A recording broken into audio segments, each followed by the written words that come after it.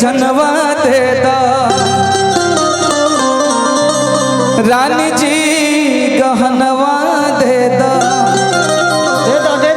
अभी तक खजाना रुआ मांगत नहीं, सोहर बधैया होत रहे, लेकिन हम तो और प्रेमी हो गई। हम का कहता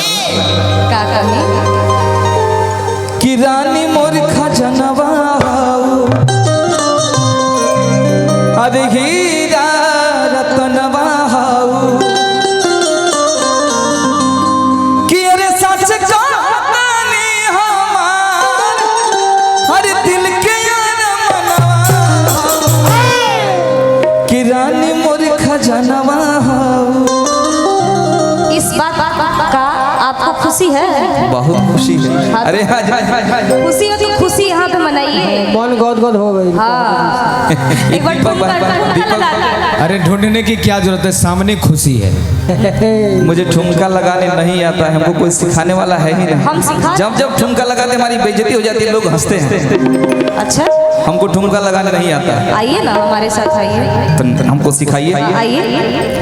कि रानी मोर खजनवा रानी मोर खजनवा राजा मोर खजनवा राजा मोर खजनवा हीरा रतनवा हीरा रतनवा सच कहनी हमार दिल के धड़कनवा रानी मोर खजनवा हीरा रतनवा राजा मोर खजनवा हीरा रतनवा।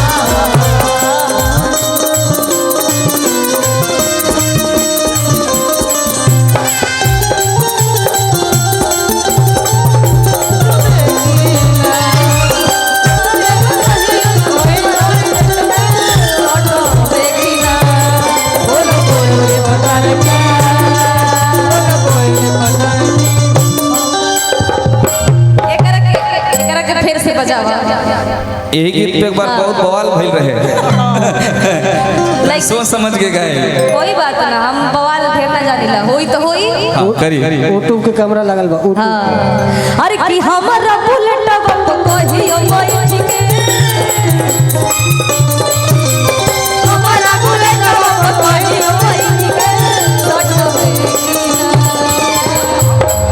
हाय दैया ई गलती हो गई।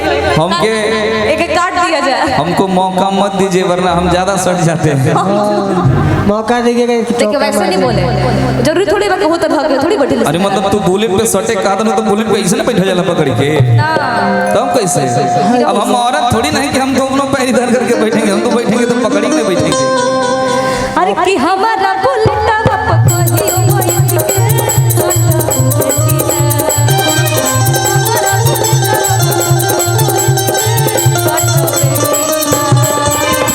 बोलू रे समर का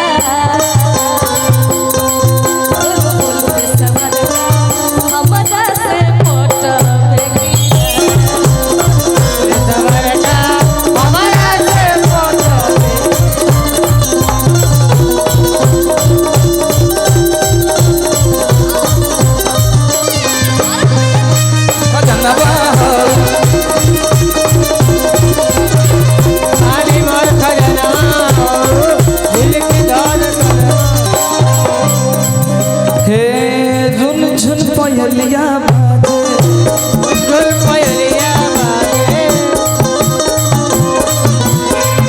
सुनी सुनी के मनवा साजे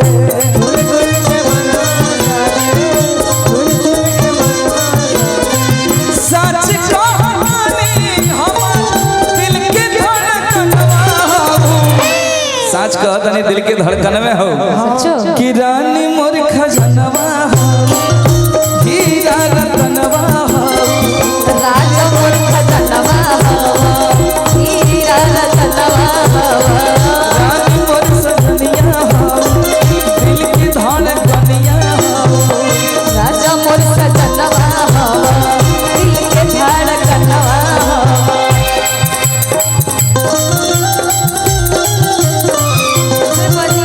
कैसे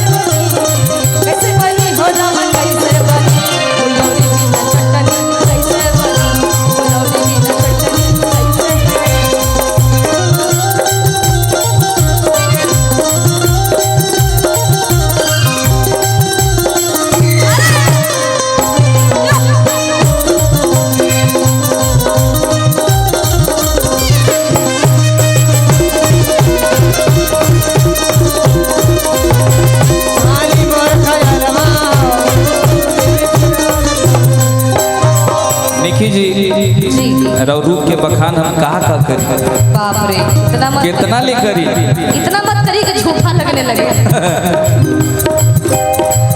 आँखियाँ नसीला लागे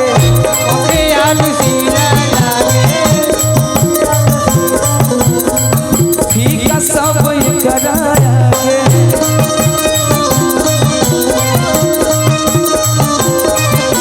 आँखियाँ नसीला लागे फीका सब कराया गे और का सच कहानी दिल के धड़कनवा सच कहतानी दिल के धड़कनवा हो गई साँच कहतानी दिल के धड़कनवा हो कि रानी मोर खजनवा